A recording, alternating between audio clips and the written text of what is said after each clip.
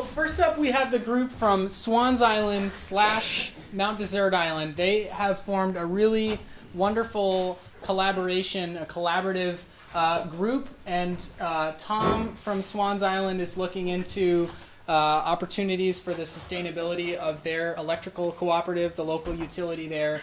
And Sam and Surya are working in partnership with him to look at options for community solar investment on MDI.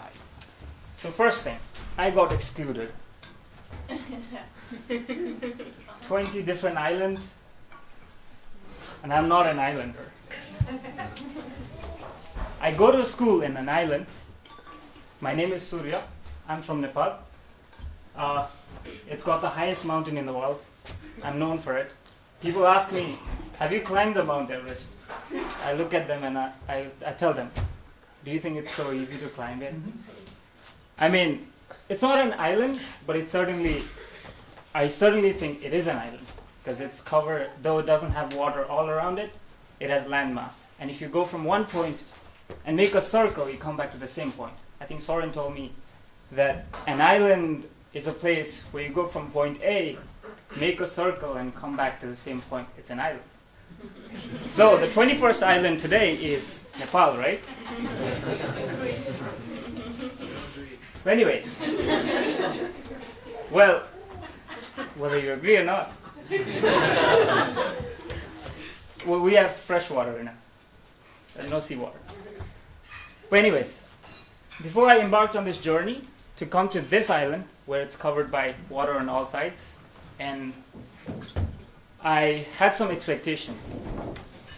I initially came up with an expectation to replace Soren. I wanted to replace him. No, I mean it. Like that was initially what I thought. But then I came to realize that I had to learn Danish, and I told myself it's going to be a challenge. So moving on, basically what I came here for is I wanted to understand how you people organized as a community to lead community projects on the island for the benefit of the island. I wanted to understand what you did to make this island the name it has today.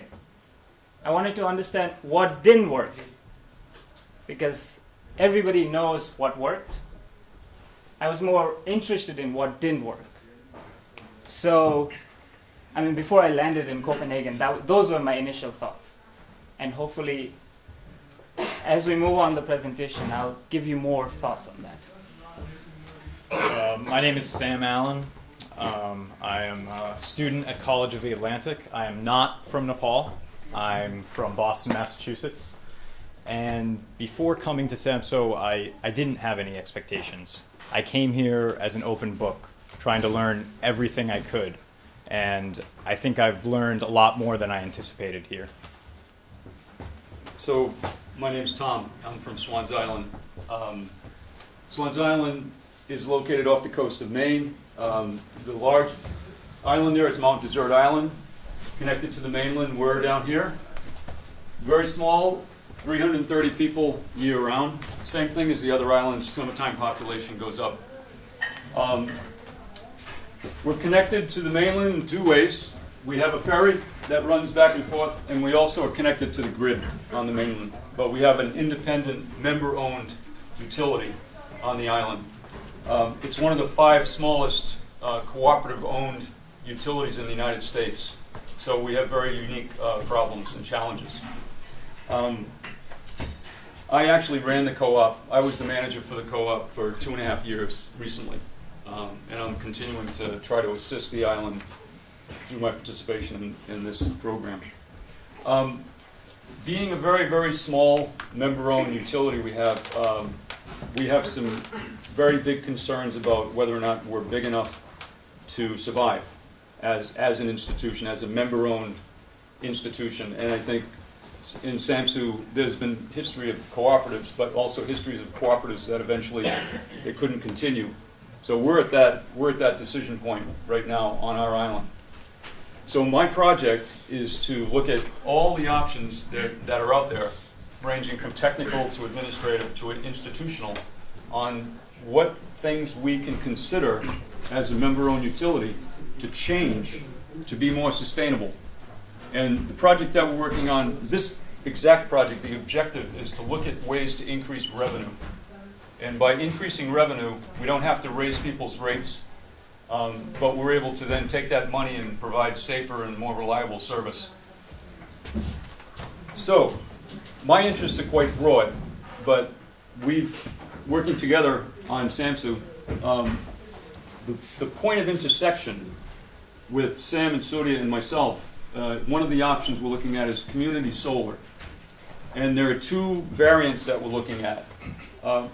One is a utility-owned solar array. I think of the one that's located at the car park as an example on Samsø. Community-owned, utility-owned solar array that's used to produce power that is sold to increase revenue. The second variant is on MDI, and Sam and Surya will be looking at it, and it's a different model. It's multiple investors that own the array and to engage people to generate the alternative power. It's a different model, and we'll be working together throughout the course of the projects to learn from one another. So I came to Samsø with some expectations, that expectation to take over Energy Academy and many different things. Among all, in the 3 weeks, I've had immensely great experience. I've talked to many people, and I've come to understand why you Samsungers do what you do.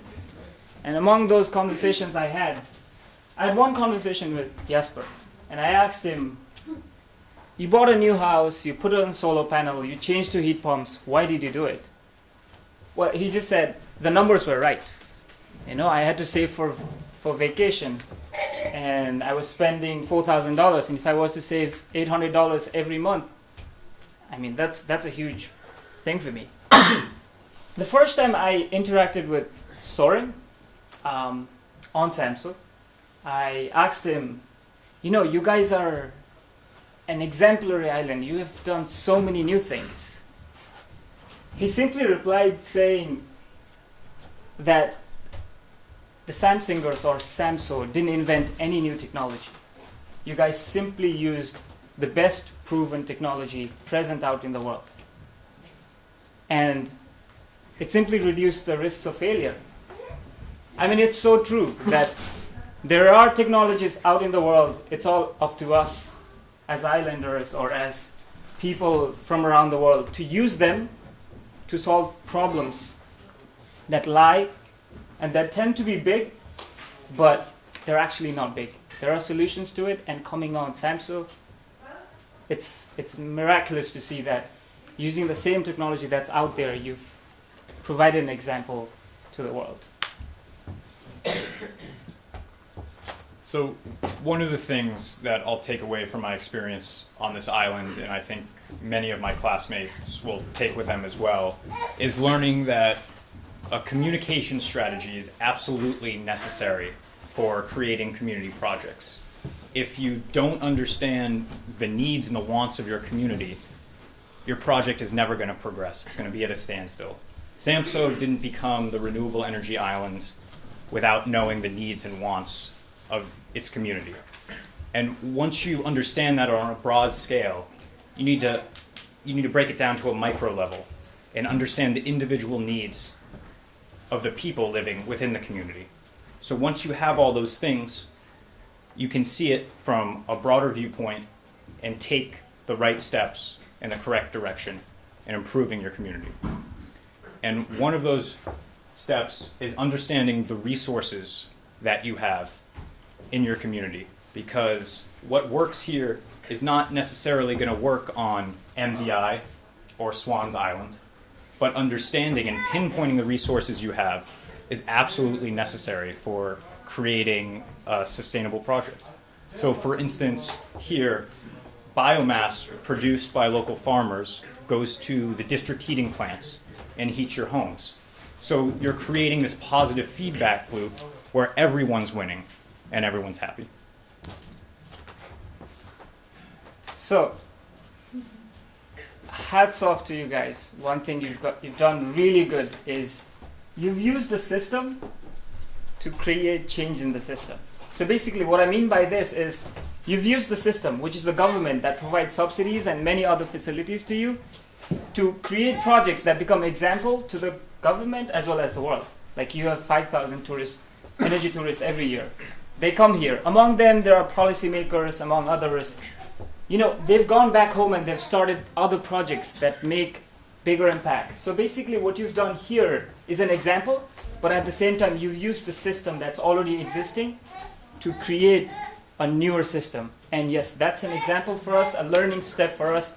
Going back to Maine Islands, we'll be able to understand that the government is there, they'll provide us subsidies or any form of help they can provide. We're using that system. If we were to create projects that are exemplary, then they're going to make or have bigger impacts. So before I talk about the next slide, before I talk about this gentleman,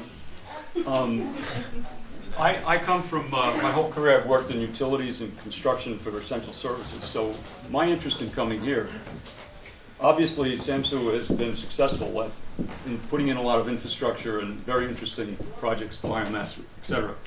But I was interested in the underlying reasons why it was a success. And as my two colleagues have said, one of the main things we've heard, which is a very strong message, community involvement and community participation is extremely important. It's critical. You can't do anything without it. But I was looking for the other reasons. And we got our information from both lectures and meetings here at the Academy and also meetings in the community. And we met with Bernd to go and see, as someone else mentioned, solar power and heat pump and so forth. And I asked him, why is it that people are still converting to heat pumps? Because I'm interested in what will motivate my friends and neighbors on Swans Island to do something that's in their interest. So, and he said, well, there's really two reasons. There's a subsidy up front, but the way the electric rates are structured, it gives you a benefit over and above, you know, the electricity you use in your house. And coming from a utility background, that was, the light bulb goes off, no pun intended. But that is a lesson learned, that's the most important lesson learned I'm going to take away from Samsø. That is a very clever way to provide an incentive that is benefiting to the individual, and it benefits the utility, which is a public good. You have to provide a grid to provide the service. So I was searching for that, and thank you very much. Is Bernd still here? He's probably gone because I told him I was going to say thank you. So it was a win-win situation. The next steps in closing, both Surya and Sam and myself, our focus when we go back will be the community outreach. In my case, it'll be communicating with our elected board of our member-owned utility, and also the membership on what is developing for this array of options that might be available to help us survive. And these two guys will be on Mount Desert Island and talking to potential investors and exploring why they want to invest and what kinds of structures would be beneficial to them, how to organize themselves into buying it, and also how to finance it. And a lot of lessons learned here for the Samsø, the testing of ideas for the cooperatively owned windmills will be ideas that will go home to Maine to see if we can make them work there. So thank you very, very much for welcoming us into Samsø and into your homes, and for your absolute openness and honesty and just hospitality. Thank you so much.